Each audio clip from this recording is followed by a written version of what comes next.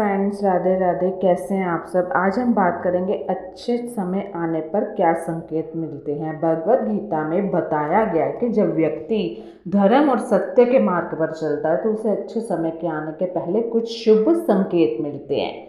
ये संकेत व्यक्ति के कर्मों और आस्था के अनुसार प्रकट होते हैं और गीता के अनुसार अच्छे समय के आने से पहले ये संकेत दिखते हैं, जैसे मन की शांति, आत्मविश्वास। जब व्यक्ति सही मार्ग पर होता है तो सबसे पहले उसके मन में अकारण ही शांति, आत्मविश्वास बढ़ने लगता है। वह परेशानियों का सामना धैर्य से करने लगता है। दूसरा, नकारात्मक लोगों और परिस्थितियों से दूर। भगवत गीता में कहा है कि जब कोई शुभ समय आने वाला होता है ना, तो नकारात्मक लोग और परिस्थितियां धीरे धीरे दूर होने लगती हैं। व्यक्ति खुद एक अच्छी दिशा में जाने लगता है, उसको सकारात्मक ऊर्जा से घिरा हुआ महसूस होता है, वो एक पॉजिटिविटी की तरफ आने लगता है। क्योंकि आज बताऊं, सबसे पहले आपके नेगेटिविटी होते हैं आपके आसपास के रिश्तेदार। अगर आप उनसे दूर जा रहे हैं तो आपको अपॉर्चुनिटी मिलती है, तो गुम मत कीजिए। सत्संग और अच्छे विचारों की ओर झुकाव। अगर व्यक्ति को अचानक भगवत गीता, उपनिषद या किसी अन्य आध्यात्मिक ग्रंथ को पढ़ने की प्रेरणा मिलने लगे या सत्संग में रुचि बढ़ जाए तो यह संकेत है कि उसका अच्छा समय आ गया है। सही मार्गदर्शन। गीता कहती है कि जब ईश्वर किसी पर कृपा करते हैं तो उसे सही मार्ग दिखाने के लिए गुरु, मित्र या कोई ऐसी परिस्थिति के माध्यम से उसको सहारा मिल जाता है, अपने लक्ष्य की ओर बढ़ता है। कर्म में निष्ठा और फल की चिंता कम होना। जब व्यक्ति निष्काम कर्म योग के मार्ग पर चलता है और फल की चिंता छोड़कर अपने कर्तव्यों पर ध्यान केंद्रित करता है तो यह भी संकेत है कि अच्छे दिन आने वाले हैं। अचानक अच्छे अवसरों का मिलना। कई बार ऐसा होता है कि बिना किसी विशेष प्रयास के ही सही समय पर अच्छा अवसर मिलने लगते हैं। तो गीता कहती है कि यह व्यक्ति के शुभ कर्मों का फल होता है, जो उसने कहीं ना कहीं, कभी ना कभी, हम कहते हैं कि हमारे पुराने जन्मों के कर्मों के फल हमें यहाँ मिलते हैं। हो सकता है आपने पुराने जन्मों के जो कर्म है वो अच्छे किए हों, हो सकता है बुरे किए हों, हर एक का फल मिलता है। ठीक है। तो अंतकरण की शुद्धि, भय का नाश। जब व्यक्ति अपने भीतर से डर, संदेह, मोह को त्याग देता है तो वह अधिक आत्मविश्वास से भर जाता है। यह संकेत होता है कि उसका जीवन एक अच्छे मोड़ की ओर बढ़ रहा है। भगवत गीता में सिखाती है कि अच्छे समय की प्रतीक्षा करने की बजाय हमें अपने कर्मों को शुद्ध और धर्म में बनाना चाहिए। जब कर्म सही होते हैं तो शुभ समय स्वाभाविक है।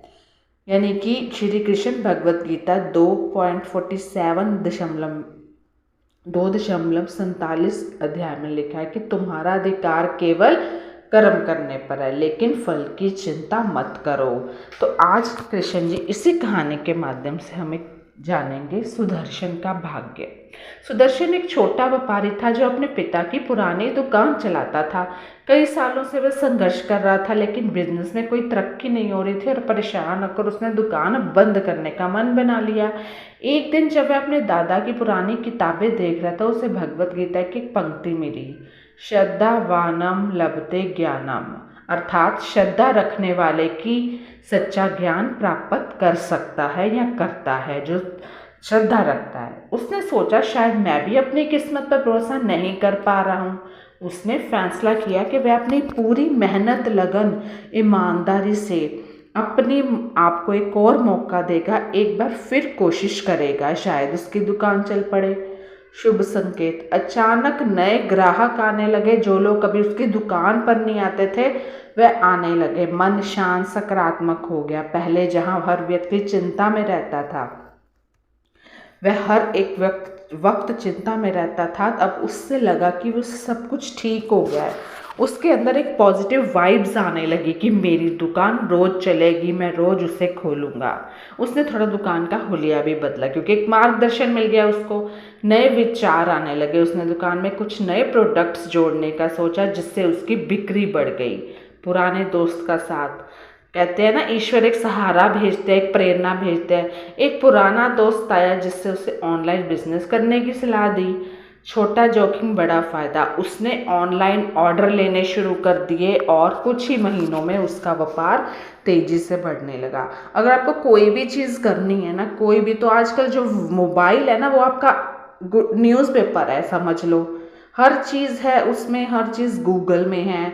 तो मोबाइल हर कोई देखता है ना। तो बिक्री तो बढ़नी थी। अब सुदर्शन की दुकान सिर्फ एक छोटी दुकान नहीं थी, बल्कि ये पूरे शहर में अपनी पहचान बना चुका था। जब किसी ने उसकी सफलता का राज पूछा तो उसने कहा कि जब मैंने हार मानने की बजाय श्रद्धा मेहनत से काम किया तो ईश्वर ने रास्ता खुद ही बना दिया।